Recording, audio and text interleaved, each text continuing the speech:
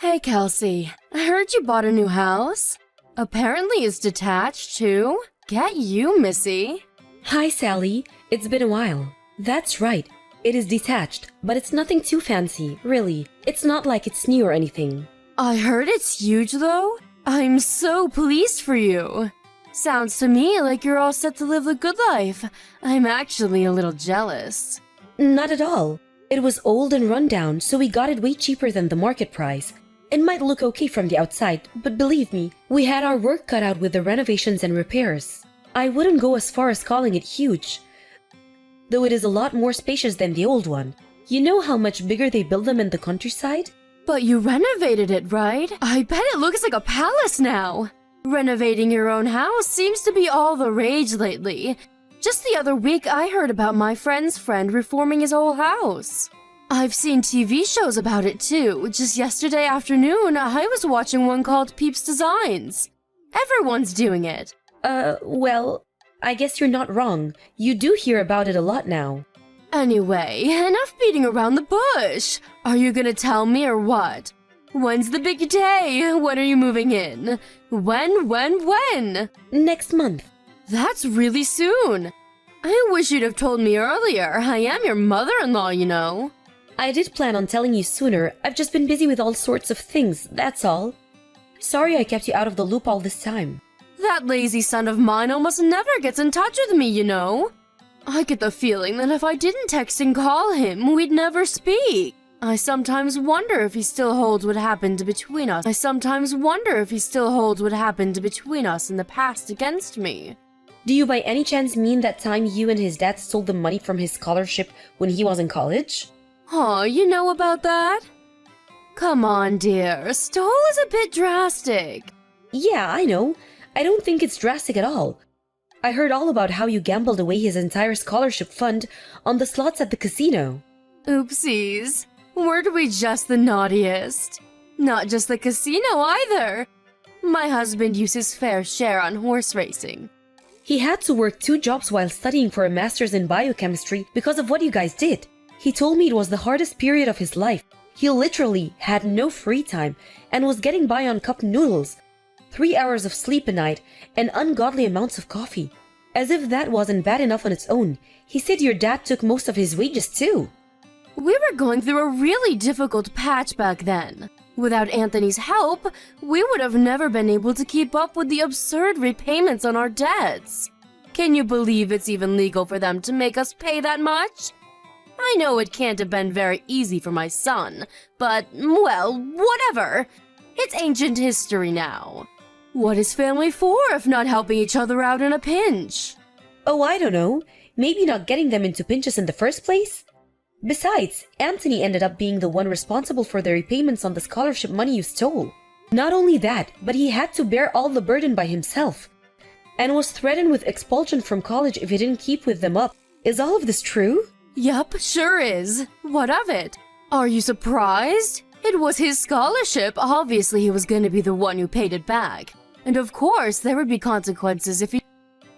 Besides, it's not like we spent all of it. He had plenty left to use as he saw fit. It's an undeniable fact that some of it got spent on college stuff and living costs, you know. Books, stationery, food, and of the like. Of course he should pay it back. He signed the documents, so he has a duty. I just can't shake the feeling that his share of the burden was disproportionate with how much he actually got to spend on the stuff the scholarship was intended for in the first place. What exactly is the problem here? It all worked out in the end. He's working for a major global company now, right? Not only that, but you're rich enough to be able to afford a huge detachable house in the countryside, so things can't be all that bad. A few measly repayments on his scholarship are hardly gonna break the bank. This is hardly as dramatic as you're making it out to be. Most importantly, he agreed to do it. It's not like we did anything behind his back. I see. Anyway, forget that.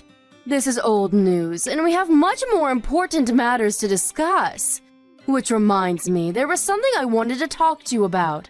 Something important? Yes, very, very important. Me and my husband have decided to move in with you both in your new house. Which means we'll be seeing you next month, Kelsey, my dear. Excuse me? Is my phone broken? Am I reading this right? You're moving in with us? You certainly are. You didn't think you were gonna be able to buy a big luxurious house like that and not share it with your beloved in-laws, did you? Let's be real here. That place is far too big for just... You'd be bored and lonely without us. It just so happens that me and my husband have been wanting to live in a big old house in the country for years now. It even has a yard, doesn't it? I'm so excited. I have all sorts of ornaments to decorate the lawn with. We couldn't believe it when we heard the news. The timing was so good anyone would think it was fate. Whoa, whoa, whoa! Just slow down a second, Sally. You can't just invite yourself to live with me and Anthony all of a sudden. Have you even mentioned it to him yet? Because this is the first time I've heard of it. Don't worry about him. He's always been a mommy's boy. He'll be over the moon when he finds out he's going to be able to see me every single day. He always was such a good, obedient child, and he's no different now. But still, it's not fair of you to spring this on us like this. That house was supposed to be for me and him to live in. We do have circumstances of our own, you know. What makes you think we're in any position to accommodate you? Circumstances? What kind of circumstances? Anthony's suffering with an illness. We found out a couple of days ago. He has cancer. What? Cancer? To get hit with a bombshell like that right before moving into our new place. We haven't come to terms with it yet and our heads are a mess. He hasn't started chemotherapy yet, but the doctors say things could get rough. We have a lot of preparing to do for the fight ahead. That's why we're simply not in any position to consider having you move in with us right now. On the contrary, all the more reason for us to move in with you. Let me help you nurse him back to health. This just settles it. We absolutely have to come now. It's times like this that family needs to pull together to be there for one another. No, it's fine, really. I can take care of things myself. The line here is that we're in no position to take you in. Are you listening to me? It's not happening. I'm listening to you, but have you heard yourself? What you're saying is ridiculous. Why would you put all that pressure on yourself when there's someone offering to help you? Who are you, super nurse? What if you get sick too? What good is a convalescent bedridden mess to my poor son? Even if I just stick to housework, the burden on you would be a damn sight easier to deal with. Picture it, it's the ideal situation. I deal with everything around the house while you focus solely on nursing my boy back to health. Sure, it would be nice to be able to give him my undivided attention. Right? I'm glad you're coming around to my way of thinking, sweetie. I always knew you had a good head on your shoulders. Leave it to me. Let's all live together as one big happy family. Sally? What on earth is going on here? The house looks like a bomb site. I go out for one day and I come back to find the place looking like a hoarder's den? Welcome home, sweetie. If you're back, why don't you be a dear and get to work on the housework right away? The kitchen's dirty. How about you do something yourself for a change? Not only that, but you need to stop forcing Anthony to drive you places. He's going through the worst phase of the side effects right now. He's barely fit to walk around on his own, let alone drive the damn car. But it was raining. What else was I supposed to do? You're a clever girl. I'm sure you understand I had no choice. It's impossible to get anywhere living in the middle of nowhere without the car. Why did you have to buy a house this far from civilization in the first place? What does the location of our house have to do with you forcing your seriously ill son to chauffeur you around like you're a freaking aristocrat? Those are two completely different issues. You have to stop this. I do wish you'd shut up already. You're like a broken record. If the thought of your husband driving the car is so unconscionable to you, why don't you take me out yourself? It's easy to talk, but are you willing to put your money where your mouth is? Where exactly do you need to go so desperately? You don't even have a job. I like going into town. We live in the middle of nowhere. There are nothing but farms and mountains for as far as the eye can see. I'd go senile sitting around the house all day. The only reason I get Anthony to take me places is because you're nowhere to be seen. He could rest more if you weren't so unavailable. Why do you think I'm not available? I do have a job. You know, my husband is in no fit to work, let alone drive a car. I'm working for both of us to make up for the hit we took with him. Having to take time off work. And we highly appreciate your efforts, sweetie. I assure you. That reminds me, I ran out of money again this week. Can I have another $400? Excuse me? Wow, are you saying you spent the money I gave you already? I only gave it to you 3 days ago. Oh, please, Kelsey, did you really expect that to last me more than 5 minutes? It was pocket change. I lost it all in the slots of the casino. You blew the money I gave you to get on by the slots? Oh my god, Sally, has your husband been going to the casino with you too? Who knows? He's probably walking around the streets with a can of beer in one hand and a cigarette in the other. Seen him in 3 days. He's probably loitering in an alley somewhere making people uncomfortable for all I know. I didn't want to have to say this to you, but you guys are spending too much money. I don't care if you're my in-laws. Wrong is wrong and this can't go on. We live together, for crying out loud. Would it kill you to have a little more consideration for me and your son? What's the problem? Are you saying me and my husband shouldn't have hobbies? If you're gonna be like that, I'll just ask Anthony instead. My darling boy. I know I can always count on him to look out for me. He'd go to the bank or rush out to find an ATM in a heartbeat if I asked him to. Don't you dare! He's undergoing cancer treatment, damn it! He's fast asleep and you will not bother him. Fine, you win. I'll give you more money. Excellent! I knew you'd see things my way before long. You're a smart cookie after all. Me and my husband are gonna need $400 each this time. You're asking me for $800? There's no way I can afford that. You'll have to get by on half. You greedy tightwad! Surely with the amount of hours you're working, a poxy $800 shouldn't be a big deal. I have to draw the line somewhere. You're gonna gamble us out of this house if you keep this up. What's the big deal? Just convince Anthony to retire early. He'll get a nice, juicy severance package, and our money worries will be a thing of the past. No way! Anthony loves his job. He's looking forward to going back to work. It's a huge motivating force for him. And I don't think he'd have it in him to fight this cancer with the same level of determination without it. If he quits, who's to say he won't lose the will to fight the disease? And then what? Stop being so selfish. It's time to face reality, Kelsey. My son is incapable of working as things stand, and that's not set to change anytime soon. How are new employees supposed to join the company with him clogging up the roster by being too stubborn to know when to leave? Leaving them hanging in the balance like that is unfair. It would be better for everyone if he just left. Don't even say things like that. My husband is no quitter. He isn't giving up and I won't give up on him.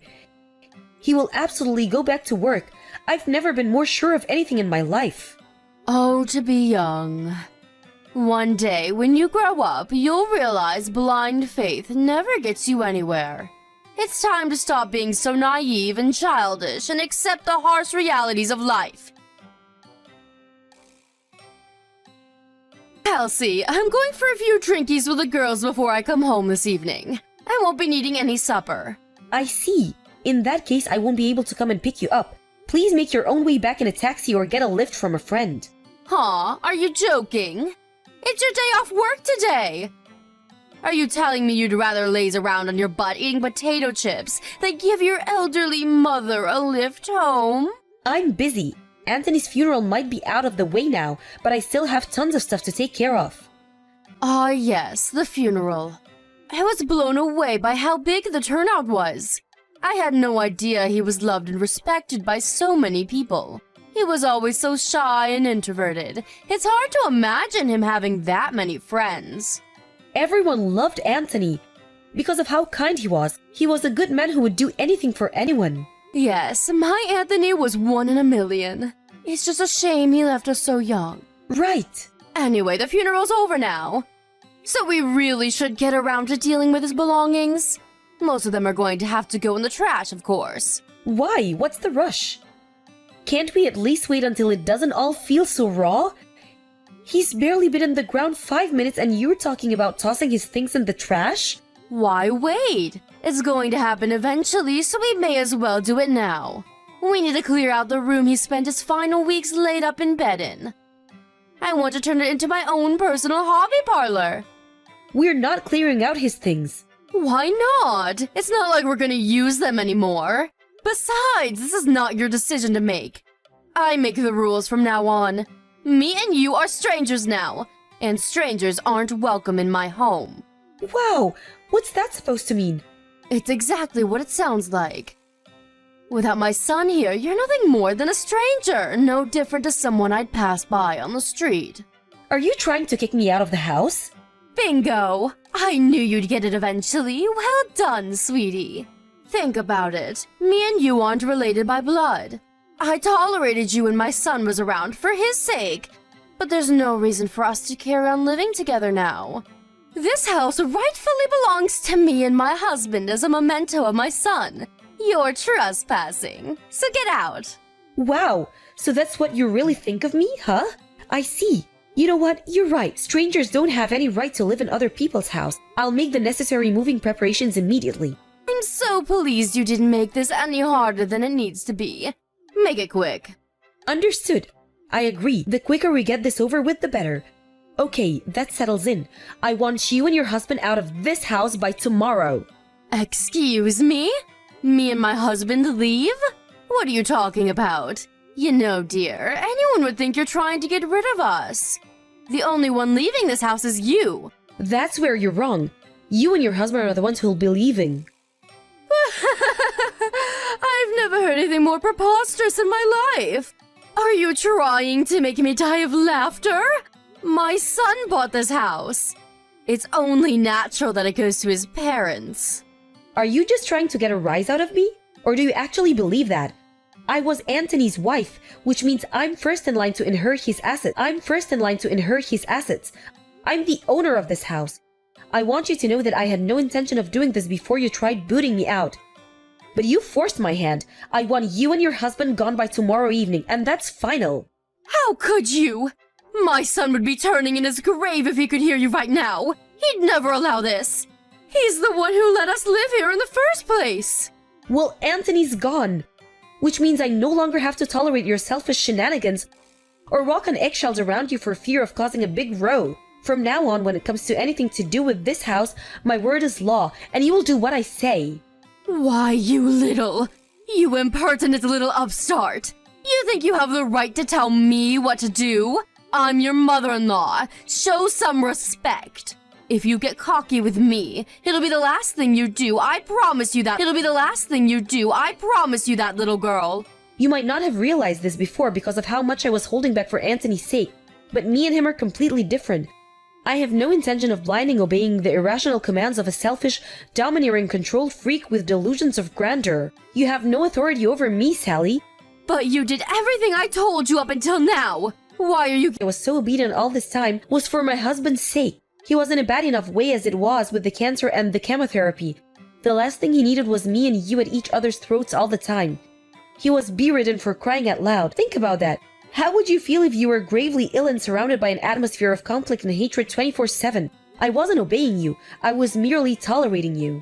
Does that mean it's okay to disrespect his wishes now just because he's gone? I'm not disrespecting anything. The last thing Anthony would want is for me to be unhappy. And that's one thing that's guaranteed as long as you're around. Get out of this house as soon as possible. I'm prepared to take legal measures if you refuse. Legal measures? Don't be so dramatic, dear. If there's any doubt in your mind as to whom the rightful owner of this house is, then I'm willing to take the necessary steps to prove it to you once and for all. If there's a brain somewhere in that head of yours to stand on and disappear from my life forever. Come on, Kelsey. This is going too far and you know it. The idea of lawyers and judges is so unpleasant to you that I suggest you get out of this house because I'm 100% serious. We can do this the easy way or the hard way. Just know that one of them involves you going to court. Both scenarios involve you and your husband getting out of this house, so you may as well make it quick. Ugh, fine. Look, if you do insist on kicking us out, can you at least give us more time? Tomorrow is too soon. It's just too soon. We need more time to get our things together and find somewhere else to go. Surely you're not evil enough to force your elderly in-laws to live on the streets. Try me. Who knows, maybe I really am that evil. Look, Kelsey, I understand you're stressed, and based on what you said, I get the feeling that over a year's worth of stress, upset, and dissatisfaction are coming to the surface in one big violent eruption right now. I get it, I do. But if we have to leave, we need to make some preparations first. Please, can we have a little more time? This is probably just a ploy. You think if you can drag out your stay a little longer, I'll calm down and change my mind, don't you? I'm beyond sick and tired of your lies.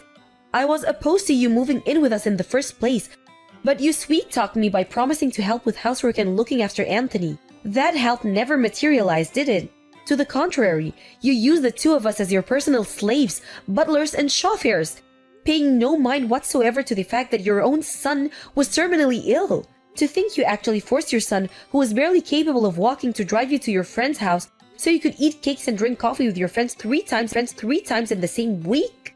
First things first, the only reason I couldn't help with looking after Anthony in the housework was because I've had a bad back lately. I wanted to help you more than anything. Truly I did, but I was in so much pain.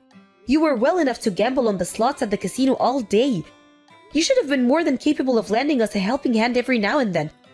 But no, it was nothing but excuses, and more excuses. You were the lady of the manor and we were your servants. I'm so fed up with you. Even this conversation is too much. Every message you send drains a little more of my energy. I want you out of my life. Can't you see how dramatic you're being? Can we at least have more time? Please, let's just put the brakes on all of this for a little while longer. I'm begging you. There will be no deferments. I've been deferring the whole time we'll live together. I'm done putting up with your crap. What the devil is going on? Why is all of our stuff piled up outside in the yard? I told you yesterday, you were to be gone by tonight. Read through the chat logs if you're struggling. I also made it clear there would be no deferments. Are you serious? You actually intend to kick us out onto the streets? How many times do I have to tell you? I'm not as soft as Anthony was. Besides, you said it yourself. We're strangers, right? Even so, that doesn't justify taking such extreme measures. You've crossed the line. My son would be so disappointed with you. Nope, actually. I don't think you could be more wrong. In fact, this is actually what Anthony wanted. Everything that's happening right now is happening with his approval. How the hell is that even possible? My son is dead.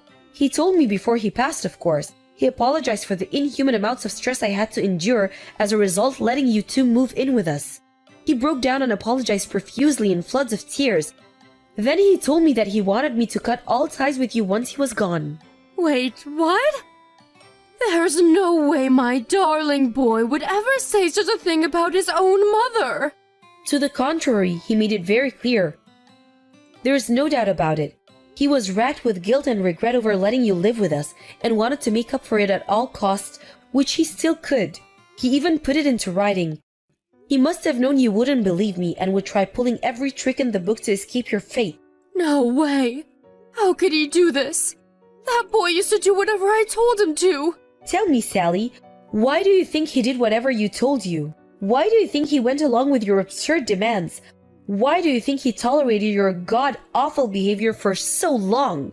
Don't you think it's a little odd? He didn't think the things I asked him to do were absurd. He was just a good boy with nothing but love and respect for his mother, plain and simple. Interesting. How do you explain him calling you a toxic parent then? He was fully aware you were exploiting him. Plus, causing me stress and suffering was the last thing he wanted to do, which is why he did consider saying no and refusing to let you live with us. Huh? But he gave in and accepted it by the end. Why do you think that might be? I didn't understand it all the time. If my parents were as toxic as you, I'd have to cut them out of my life a long time ago. Sure, you might struggle to get by now. You're officially homeless. But that's not my problem. Why, you ask? Why? Because my son was kind and caring. You and him couldn't have been any more different, you evil witch. Bingo! No matter what selfish, manipulative scumbags you are, you were his parents and he loved you. But one thing's for sure, he was the only person on this planet who was capable of that. Your single protector and ally is now gone. Are you going somewhere with this? What exactly is your point? You're pretty dense, huh? My point is, there's not a single person left in the world who loves you and your waste of space husband. Let's face it, you don't even love each other, do you? You're nothing more than a pair of pathetic vermin huddling together out of fear of being alone. What did you just... Vermin? How dare you? Don't get me wrong, I'm not saying you were always vermin. Huh? My husband told me everything. His childhood memories of you. He told me about how way back then, when your husband fell ill, you dropped everything to care for him around the clock. He told me about how you'd make up lunchboxes and take him for picnics, to the zoo or for scenic walks by the river. You took him anywhere and everywhere, and you stopped at nothing to make him happy, in spite of the illness. My son told you all that? But eventually you changed. You were around your rat of a husband for too long, and eventually you became vermin too. The only reason Anthony agreed to let you move in with us was because he remembered the good times. And he believed that somewhere, hidden away deep inside you, was the mom he used to know and love. He thought maybe you'd turn over a new leaf. I think he genuinely believed you when you said you were moving in to help out with the housework.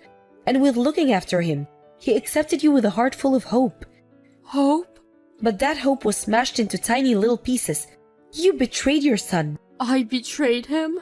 What are you even saying? Surely you don't believe that. There's an old candy tin in one of the boxes of your stuff out in the yard. Why didn't you take a look inside? What is it? It belonged to Anthony, but I have no need for it, so it's all yours. I said, what is it? Inside that tin is an origami gold medal. Remember it? Remember that time he caught an awful cold and had to drop out of the school track in field event? He'd been training so hard and couldn't wait to compete. He was so down in the dumps about the whole thing. So you made him that origami gold medal to make him feel better. Huh? This is that thing I made 30 years ago? He kept this the whole time? That medal meant the world to him because it reminded him of his precious childhood memories with you. He loved you. No matter how much you exploited and manipulated him, no matter how many good times you betrayed him. Oh my god, I had no idea he felt that way. It's too late to regret what you did now. Anthony's gone, and he's never coming back. What else did he tell you? He told you all about his childhood memories, right? There must have been more. Tell me. Oh, you're suddenly interested in your son now? I'm afraid I'm gonna have to say no. This has nothing to do with me. Please, I'll apologize for everything if you tell me. I'm begging you. The time of apologies has passed. There's no going back now. Anthony's gone. I hope you regret this. I hope the pain is unbearable, and I hope it tears away at your heart until the day you die. Now let me remind you one last time. This house is mine. Because I was the only one who gave your son the love he deserved. Not long after that, my father-in-law started causing a commotion outside the house, demanding I stop this nonsense at once and let them back in, but his wife soon shut him up. I can only think that what I said to her actually penetrated that big frosty wall around her heart. My mother-in-law, clutching that dirty old candy tin into her chest as if it was more important than life itself, took her husband and disappeared. I haven't heard from either of them ever since, and I heard through the grapevine that they ended up divorcing. It's been 2 years since I lost my husband now. I ran into his mom one time when I was laying some fresh flowers at his grave. As soon as she noticed me, she hung her head deep in shame and walked away, seeming to have none of the vigor or energy she was once so well known for. Something tells me she actually reflected on what she said, and used the whole tragedy as an opportunity to become a better human being. They do say every cloud has a silver lining. It's just a tragedy that the cost was so high. As for me, I'm still living in that same big old house in the country, surrounded by my cats and dogs, who I love and adore. We went through so much in this house, happiness and sadness, joy and misery, harmony and conflict. But strangely, the only things I remember vividly are the happy times me and Anthony shared together. That's why it'll always be an important place to me, and I intend to cherish and take good care of it for as long as I live.